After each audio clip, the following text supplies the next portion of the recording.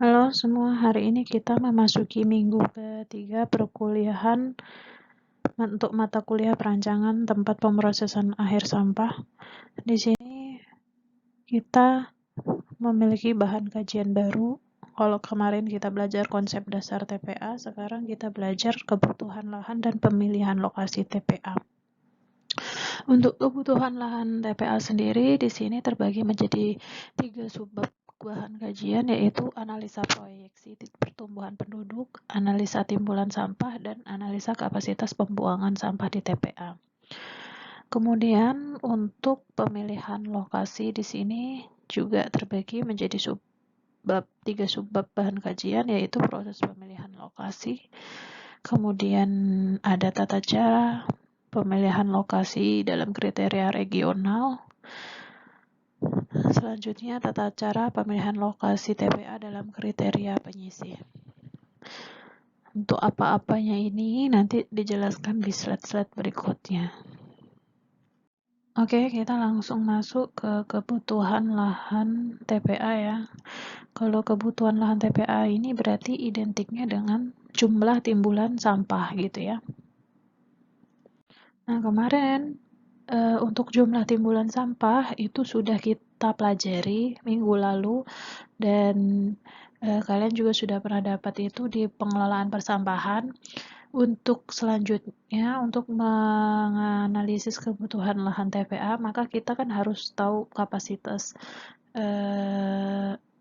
sampah yang mau masuk, yang mau dilayani gitu ya. Oleh sebab itu kita juga harus menghitung proyeksi pertumbuhan penduduk. Nah, ini juga sering kalian pelajari di mata kuliah sebelumnya. Sepertinya dulu waktu pengelolaan persampahan juga kalian diajarkan proyeksi pertumbuhan penduduk ya.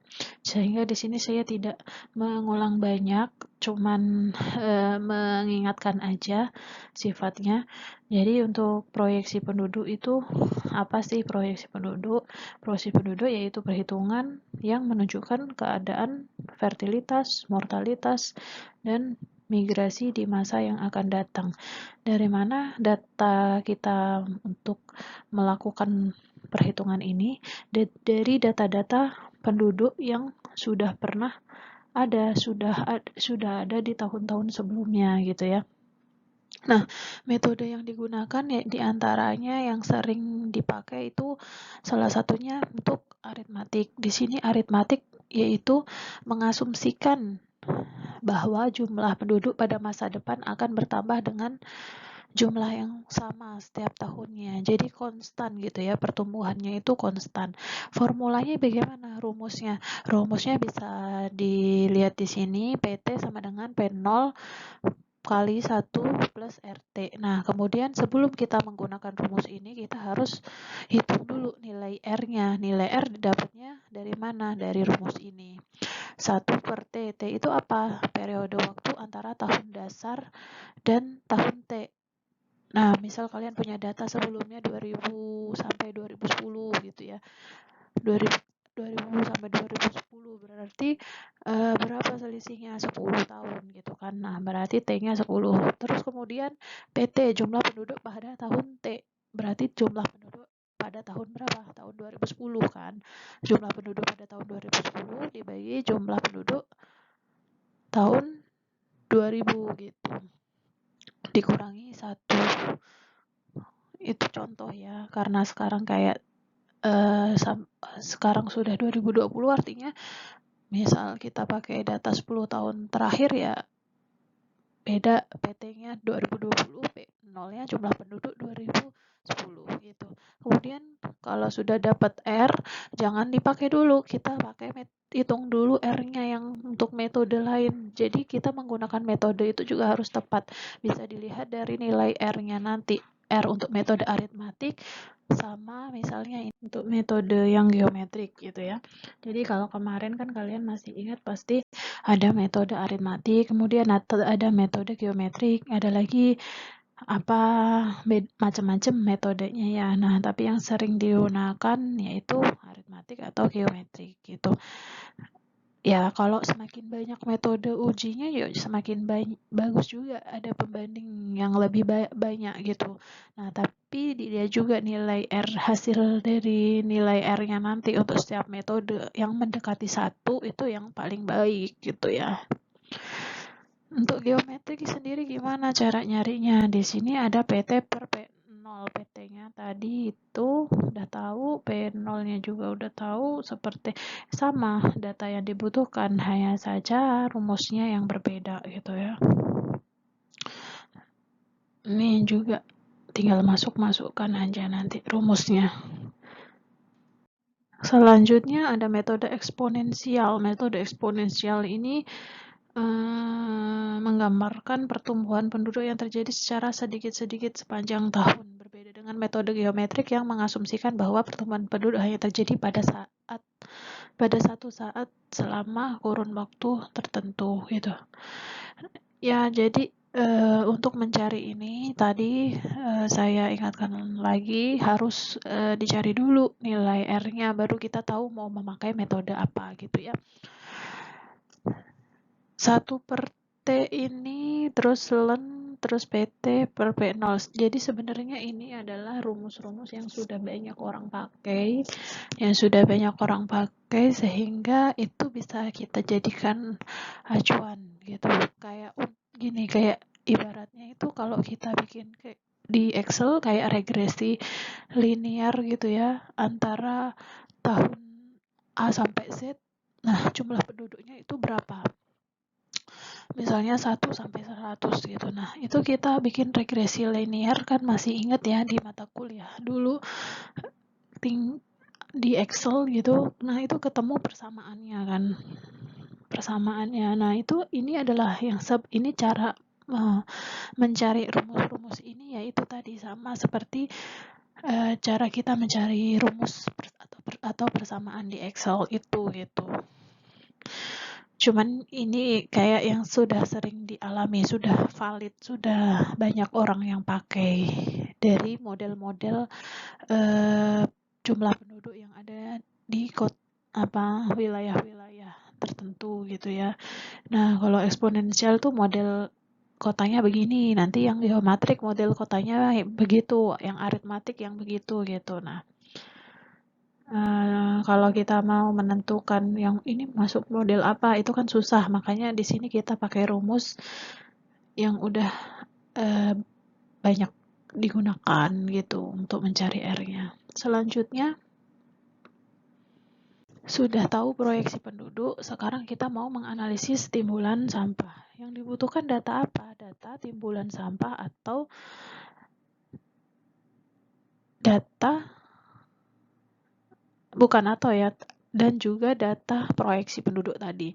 Data timbulan sampah ini sudah kita dapatkan dari yang materi yang sebelumnya ya, konsep dasar TPA kemarin itu ada kita cara mencari timbulan sampah. Terus kemudian yang barusan tadi kita cara mencari proyeksi penduduk. Nah, di sini di SNI ini sebenarnya ini juga diatur begini.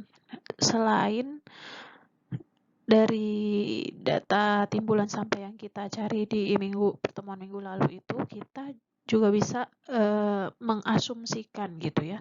Di sini di SNI ini tertera kalau misalnya belum ada data pengamatan di lapangan ya, kita bisa menggunakan besaran timbulan sampah di SNI tersebut, yang diatur di SNI tersebut. Di sini kalau untuk kota besar 2 sampai 2,5 liter per orang per hari, atau kalau kita pakai berat yaitu 0,4 sampai 0,5 kg per orang per hari. Nah, terus kalau untuk kota sedang atau kota kecil, volumenya tentunya lebih kecil, volume timbulan per orang harinya 1,5 sampai 2 liter orang hari, kalau beratnya 0,3 sampai 0,4 kg orang per hari. Itu untuk analisis timbulan sampah jika memang kita tidak punya data di lapangan gitu.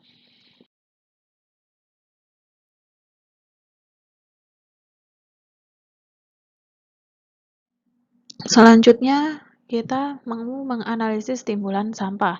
Nah, di sini kita tinggal mengalihkan antara proyeksi penduduk sama timbulan sampah yang ada gitu.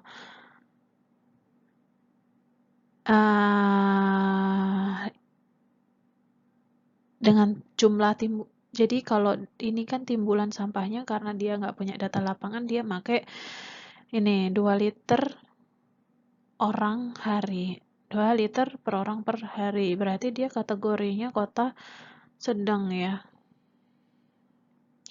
Nah, terus ini dikalikan aja sama jumlah proyeksi penduduk tahun yang kita rencanakan.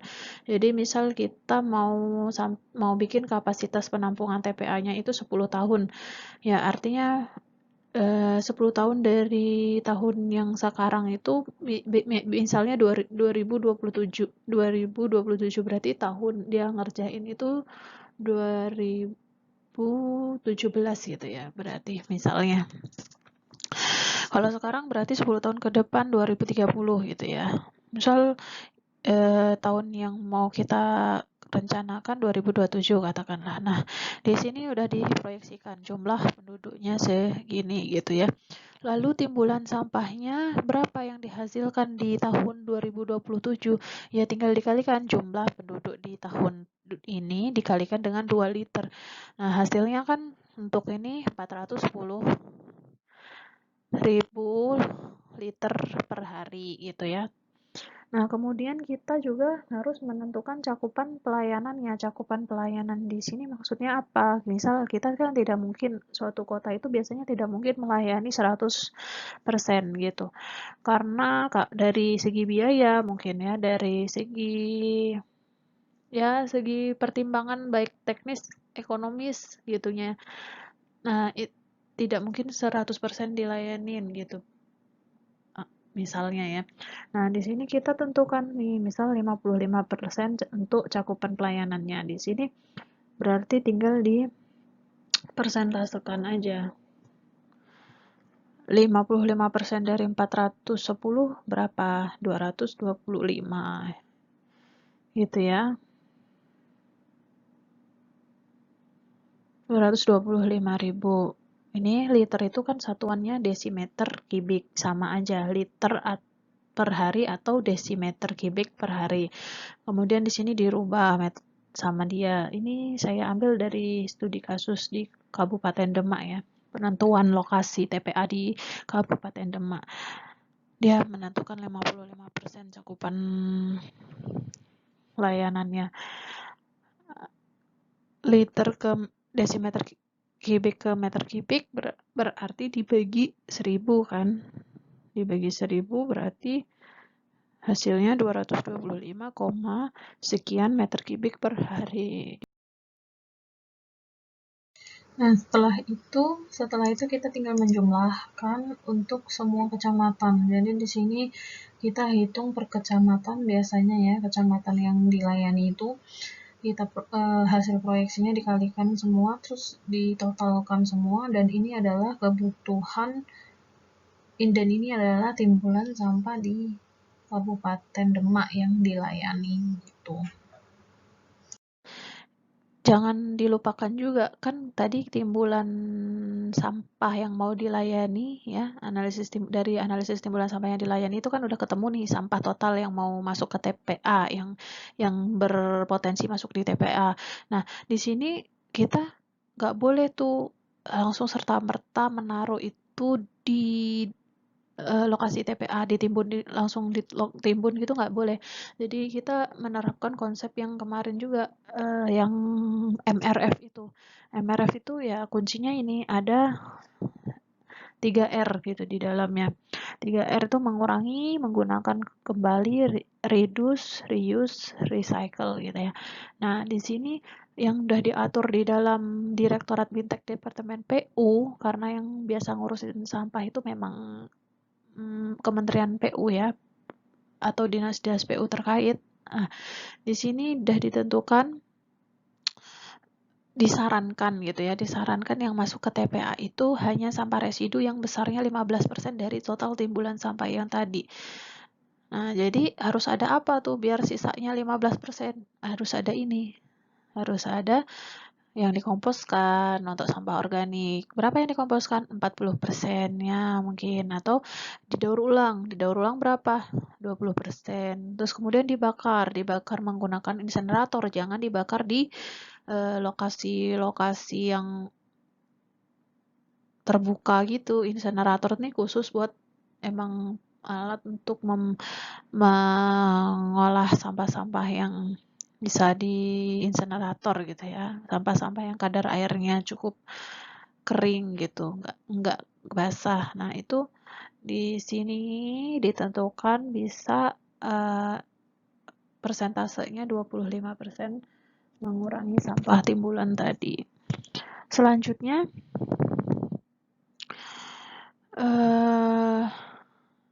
nah ini, jika Kabupaten Demak dapat melakukan pengolahan sampah dengan 3R secara optimal, maka sampah yang masuk ke TPA itu tidak sebanyak yang tadi berapa? 1000-an ya kayaknya ya.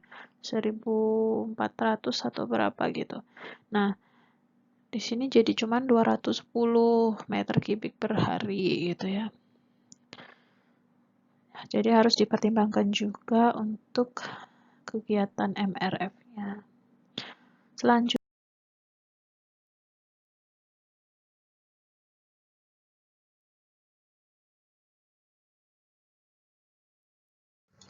tapi meskipun kita sudah perhitungkan MRF-nya ya, untuk menentukan kapasitas pembuangan sampah di TPA ini, nah kita masuk subbab baru ya, kapasitas pembuangan sampah di TPA. Nah, untuk memperhitungkan kapasitas ini kita tidak mengacu ke timbulan yang MRF tadi, tapi timbulan sampah yang awal tadi ya, yang 1400-an yang dilayani, yang 1400-an. Buat jaga-jaga kalau ternyata yang ya kalau ternyata proses yang material recovery tadi tidak berjalan dengan baik, yang sesuai dengan rencana. Kan kadang banyak juga tuh, kayak misal kita mau membuat TPS 3R gitu kan, itu salah satu upaya melakukan MRF ya, tapi banyak juga TPS 3R yang terbengkalai gitu. Jadi untuk kapasitas TPA ini yang diperhitungkan itu adalah timbulan sampah yang di awal tadi, bukan yang setelah MRF gitu. Oke, kemudian bagaimana cara kita menganalisis kapasitas pembuangan sampah di TPA? Di sini kita mempertimbangkan yang pertama tentunya timbulan sampahnya sendiri yang 1400 tadi. 1400 meter kubik per hari ya. Nah, di situ artinya kita harus membuat sel harian kan. Kalau mau menimbun itu kan kita mau menimbun yang 1400 itu setiap harinya. Di situ kita mau menghitung ini berarti. Nah, jadi ini adalah zona di TPA. Di TPA itu punya beberapa zona, misal 2 sampai 3 zona. Di dalam zona itu terdiri dari sel-sel. Ini sel lapisan-lapisan. Nah, ini yang mau kita hitung satu sel ini. Nanti tinggal kalau untuk kapasitasnya ya tinggal kita kalikan aja dengan tahun yang kita rencanakan gitu ya. Untuk satu sel sendiri di sini sudah diasumsikan ya. Biasanya ini asumsi ini juga berdasarkan dengan kriteria desain TPA yang diatur di dalam SNI atau perundang-undangan. Untuk lebar selnya sendiri berkisar antara 1,5 sampai 3 lebar blade alat berat. Jadi jangan ngepas 1 kali lebar blade alat berat, nanti dia cuma bisa maju mundur, tidak leluasa untuk bergerak gitu ya. Jadi harus dilebihkan lebar blade alat beratnya, lebar roda alat beratnya untuk lebar selnya ini ya. Kemudian untuk ketebalan sebaiknya ketebalannya itu 2-3 meter. Ketebalan tuh berarti yang ini, ketebalan sel 2-3 meter. Kemudian panjangnya yang dihitung, panjang sel yang dihitung, karena nanti kita nggak tahu tuh mau menyesuaikan. Jadi misal dalam 1 hari sampah itu masuk di dalam lokasi penimbunan, nah kita kan untuk lebar dan tebal sudah dibikin kriterianya sekian ya. Nah untuk panjangnya itu yang menyesuaikan nanti ya. Jadi dari volume yang tadi, yang 1400 ya kan, nah itu kita hitung 1400 meter kubik per hari itu kira-kira dengan kriteria lebar segini, tebal segini, panjangnya harus berapa. Nah, kita hitungnya begini, berarti volume sama dengan panjang kali lebar kali tinggi. Volumenya tadi berapa? 1400 meter kubik kan. 1400 meter kubikan lah ya. Terus panjangnya berapa? Panjangnya misalnya dicari panjangnya ini ya. Lebarnya berapa? Lebarnya 1,5 sampai 3 lebar blade. Katakanlah lebar blade alat beratnya ini 1,5 meter, berarti kalau 1,5 sampai 3 kalinya kita ambil 2 ya. 2 kali berapa tadi lebarnya? 1,5 kan, 1,5 meter kan, berarti 2 kali, saya ambil tengah-tengah, misal 2 kali 1,5 berarti 3. Nah tebalnya kita pakai berapa maunya?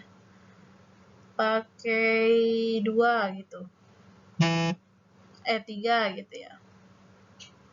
Berarti panjangnya berapa? 1400 dibagi 9 gitu ya.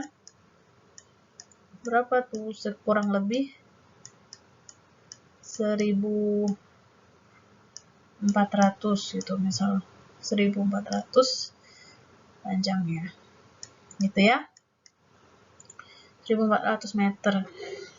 Jadi setelah itu kita setelah tahu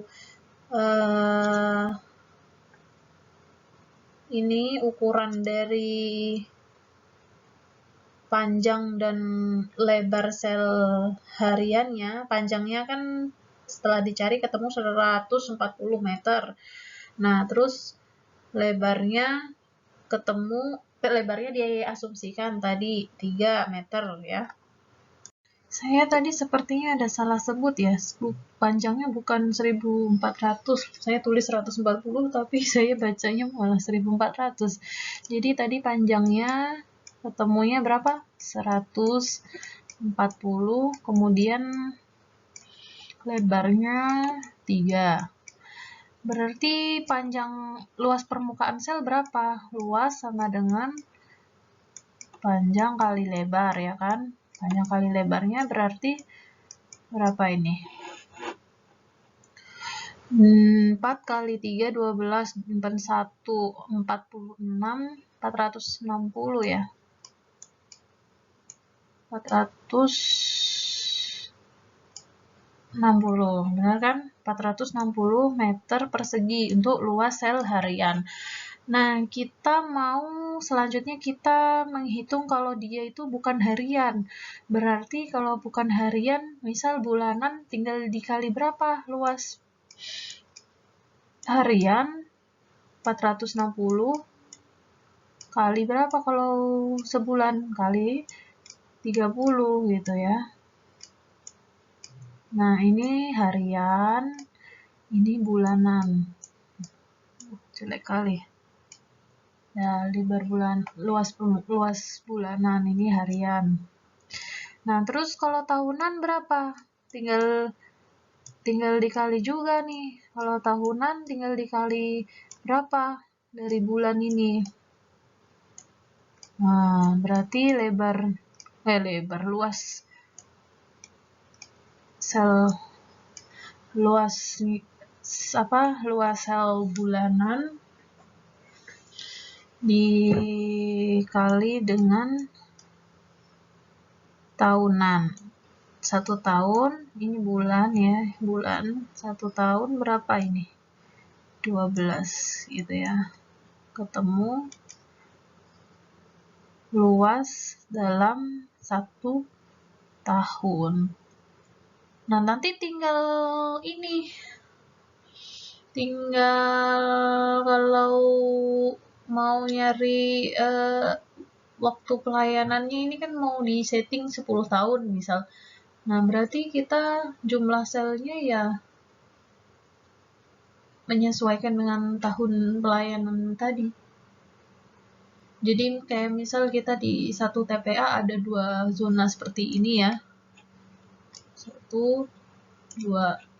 Nah, dari 10 tahun yang satu zona ini 5 tahun, satu zona ini 5 tahun gitu. Nah, di sini berarti misalnya dalam 1 tahun ini full. Luas zonanya itu full untuk 1 tahun. Nah, nanti berarti lapisan kedua 2 tahun. Lapisan ketiga 3 tahun, 4 tahun. Sampai nanti 5 tahun gitu. Nah, ini harus cukup itu kapasitasnya. Jadi nanti ketika kita menentukan lokasi yang mau dipilih, ya kita harus mempertimbangkan kapasitas kebutuhan lahannya gitu. Jangan sampai di penentuan lokasi nanti kapasitas tampungnya itu tidak sesuai dengan timbulan sampah atau tahun pelayanannya kita gitu ya. Oke, kita masuk di pemilihan lokasi TPA. Dalam proses pemilihan lokasi TPA ini kita harus tahu kebutuhan lahan TPA-nya dulu. Tadi kalian sudah belajar menentukan kebutuhan lahan di TPA. Nah, sekarang kita masuk ke proses pemilihan lokasi TPA. Dalam SNI dijelaskan untuk pemilihan lokasi TPA ini ada 3 tahap. Yang pertama tahap regional. Tahap regional yaitu tahap untuk menghasilkan peta yang berisi daerah atau tempat dalam wilayah tersebut yang terbagi menjadi beberapa zona kelayakan. Kemudian yang kedua adalah tahap penyisihan, yaitu tahapan untuk menghasilkan satu atau dua lokasi terbaik di antara beberapa lokasi yang dipilih dari zona-zona kelayakan.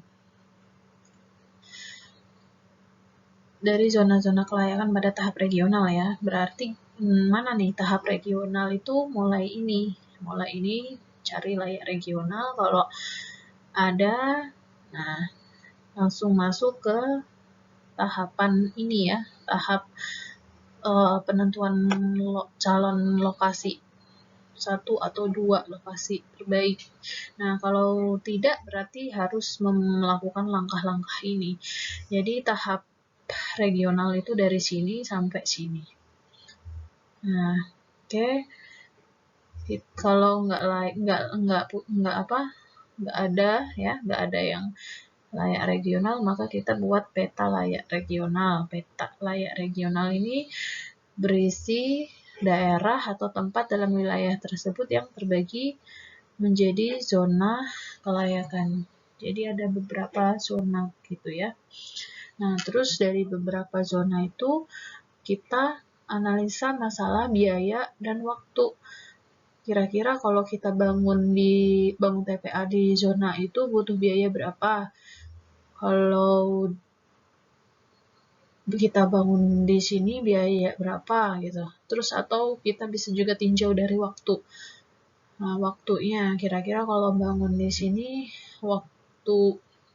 nih maksudnya mungkin waktu ini ya, waktu operasional TPA gitu ya. Ternyata di A lebih singkat daripada yang di B. Maksudnya di A bisanya cuma 5 tahun TPA-nya operasinya, yang di B bisa 10 tahun ya, maka tentunya kita pilih yang B gitu ya. Nah, Kalau dia tidak ada masalah dalam biaya waktu, maka dia bisa langsung kita tentukan calon lokasi di dalam zona itu. Tapi kalau kita ada masalah waktu atau biaya, maka kita cari alternatif lain, cari di daerah sekitarnya gitu ya. Nah, kemudian di sini ini udah masuk tahap penyisih. Tahap penyisih itu nanti juga ada beberapa kriterianya. Tahap penyisih ini kan tahap penentuan lokasi dari tahapan regional. Jadi dari zona-zona tadi itu dipilih lokasinya gitu. Jadi kalau digambarkan mungkin kayak gini ya. Ini lokasi wilayahnya, ada beberapa zonanya di sini. Nah, ternyata dari penentuan tahap regional yang terpilih adalah zona yang ini, misal. Maka setelah itu kita masuk tahap penyisih. Tahap penyisih itu tahap untuk menghasilkan satu atau dua lokasi terbaik gitu ya. Nah, di sini berarti ada beberapa lokasi alternatif. Ada kecamatan A, B, C gitu yang mau dijadikan tempatnya. Nah, dari tahap penyisih ini kita menentukan yang terbaik dari 3 ini ya. Nah, kemudian setelah tahu yang terbaik, nah itu diajukan ke instansi yang berwenang masuk tahap penetapan. Nah, di tahap penetapan ini si instansi tersebut mengevaluasi dan menyeleksi calon-calon lokasi tadi lagi gitu. Terus disetujui ya sama si instansi tersebut, yang disetujui yang ini misal, ya udah berarti yang dibangun yang ini gitu ya. Kalau ternyata yang dipilih sama si konsultannya tidak disetujui sama si instansinya ya, maka juga harus dikembalikan lagi. Dia harus lihat lagi kriteria dari calon-calon yang lain gitu. Kalau tidak disetujui ya. Nah, ini untuk kriteria dalam tahap regional.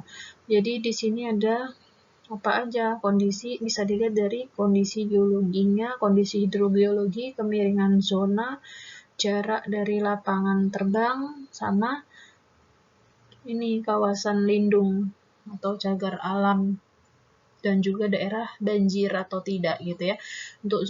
Untuk kondisi geologinya yang dilihat, dia harus yang tidak berlokasi di zona hologen. Soalnya kalau di zona ini yang terjadi nanti dia jadi rawan gempa bumi gitu. Kan nggak baik juga kita nimbun sampah di tempat yang rawan gempa bumi. Terus kemudian tidak boleh di zona bahaya geologi gitu ya, sama yang bahaya geologi. Kurang lebih ya gempa bumi itu atau longsor gitu ya. Kemudian kondisi hidrogeologi berarti terkait dengan air. Di sini tidak boleh mempunyai muka air tanah yang kurang dari 3 meter. Kalau kurang dari 3 meter takutnya air lindinya yang terserap ke air tanah mencemari muka air tanah gitu. Jadi harus yang dalam muka air tanahnya ya, nggak boleh yang dangkal. Terus tidak boleh mempunyai kelulusan tanah lebih besar dari 10⁻⁶ cm per detik kecepatannya. Jadi kecepatan air melewati tanah itu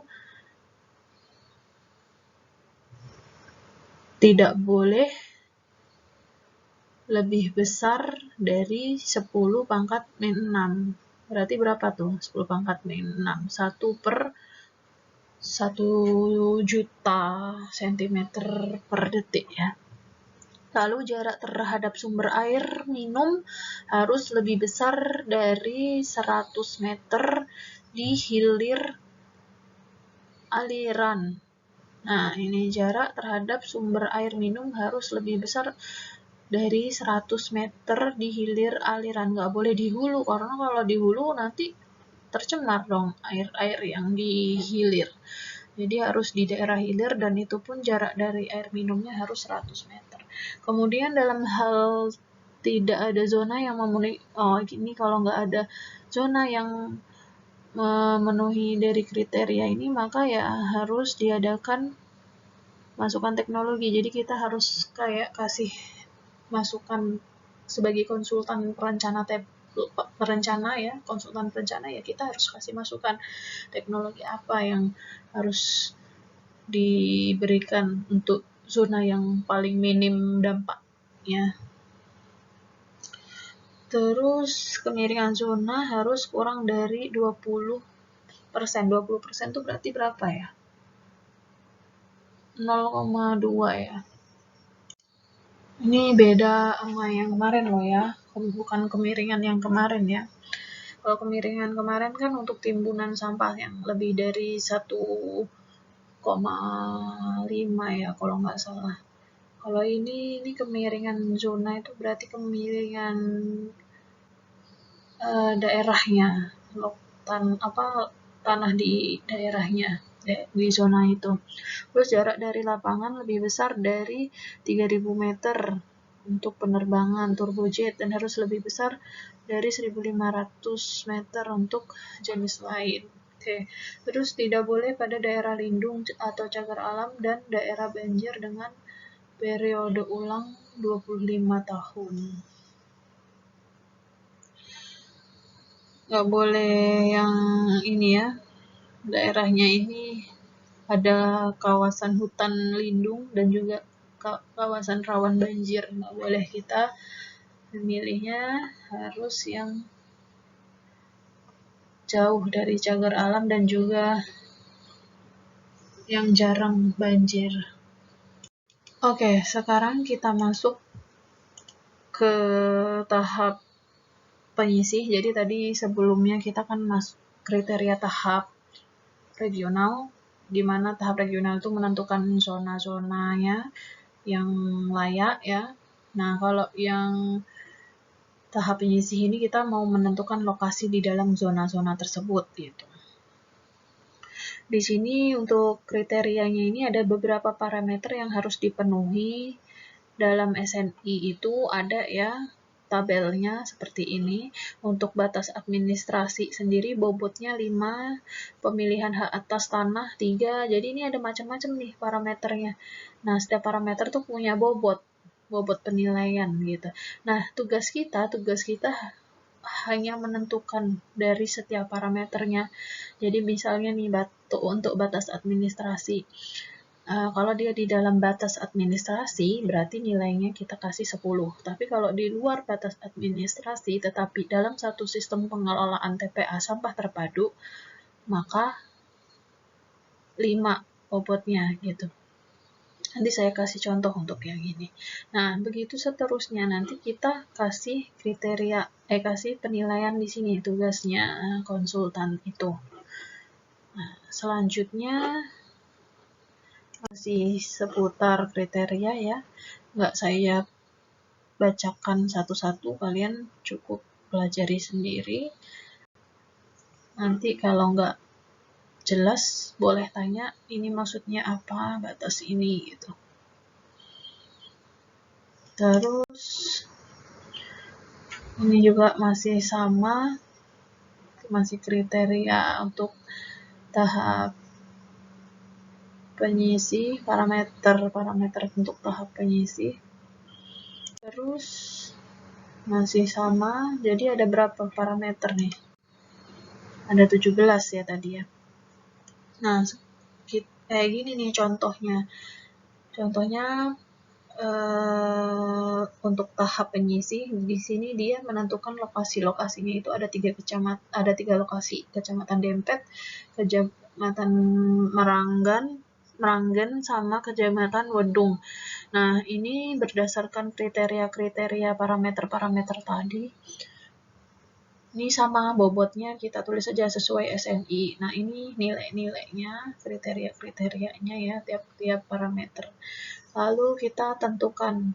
Nah, di sini dia menentukan 10, berarti 10 ini untuk Kecamatan Dempet ini, 10 ini berarti dia ada di dalam batas administrasi gitu ya. Ada dalam batas administrasi. Ini kayaknya dia salah naruh aja deh, harusnya di sini ya 10 itu. Oh, enggak. Mungkin ya emang dia salah aja. Yang lain 3 nih, 3 tapi juga di atas. Berarti ini mungkin di atas salah naruh. Nah, gitu ya. Dia menilai untuk setiap kecamatan, untuk setiap lokasi. Nah, contohnya tadi kayak ini batas administrasi itu dilihat dari mana? Nah, dia menentukan pertama dia buat petanya, peta lokasi Kecamatan Dempet. Nah, Kecamatan Dempet itu punya batas administrasi, batas terluar dari kecamatan itu. Nah, ini item-item ini adalah batas kecamatan ya. Nah, ini keterangannya batas kecamatan. Nah, si TPA itu lokasinya ternyata ada di dalam batas administrasi itu, makanya dia dikasih nilai 10. Jadi contohnya kayak begitu ya nanti menganalisa kriteria-kriteria dalam tahap penyisih. Nah, oke. Udah selesai tahap penyisih tadi, berarti tinggal tahap penentuan aja ya, tahap penentuan oleh instansi yang terkait. Gitu ya. Selesai kuliah hari ini. Terima kasih.